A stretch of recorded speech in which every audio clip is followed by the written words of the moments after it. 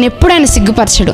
ఆయన మీద, ఎందుకంటే ఆయన పరిశుద్ధాత్మ వర్షంలో నువ్వు ఈరోజు మునిగిలేస్తున్నావు కాబట్టి నువ్వు దేనికి సందేహపడకు, దేనికి నిరాశ చెందకు, దేనికి నిస్పృహకు లోనవ్వద్దు. ఎందుకనంటే ఆయన వాక్యం సెలవిస్తున్నది, ఆయన నిన్న నేడు నిరంతరం ఏకరీతిగా ఉన్నాడు. నీ బంధువులు నేను విడిచిపెట్టి ఉండొచ్చేమో, నీ స్నేహితులు నేను విడిచిపెట్టి ఉండొచ్చేమో, నీ భర్త నీ గురించి పట్టించుకోకుండా పోతున్నాడేమో, లేదంటే నీ భార్య నిన్ను ఒక పనికిరాని వ్యక్తిగా, లేదంటే దీనికి ఇతడు సరిపోడు అన్న వ్యక్తిగా నిన్ను చూస్తుందేమో. నువ్వు బాధపడద్దు. దేవుడినితో మాట్లాడుతున్నాడు. ఏమనంటే, ఎదిగో ఒక మంచి వర్షం కురిసినప్పుడు ఏ విధంగా అయితే భూమి చక్కగా ఫలిస్తుందో ఆ విధంగా అతడు విజయం పొందుతాడు. ఈరోజు దేవుని యొక్క పరిశుద్ధాత్మ వర్షములో నువ్వు ఈరోజు తడుస్తున్నావు కాబట్టి, ఇంకా నువ్వు దేవుని వాక్యంలో నువ్వు సమయాన్ని గడుపుతున్నావు, దాన్ని ధ్యానిస్తున్నావు కాబట్టి దేవుని వాక్యము నీలో ఉన్నది, ఆయన జీవం నీలో ఉన్నది, ఆయన వెలుగు నీలో ఉన్నది, విజయం నీ సొంతం అవుతుంది. ఆయన నీకు తోడుగా ఉన్నాడు. నువ్వు అన్నిటికంటే కూడా చక్కగా అభివృద్ధి చెందుతావు.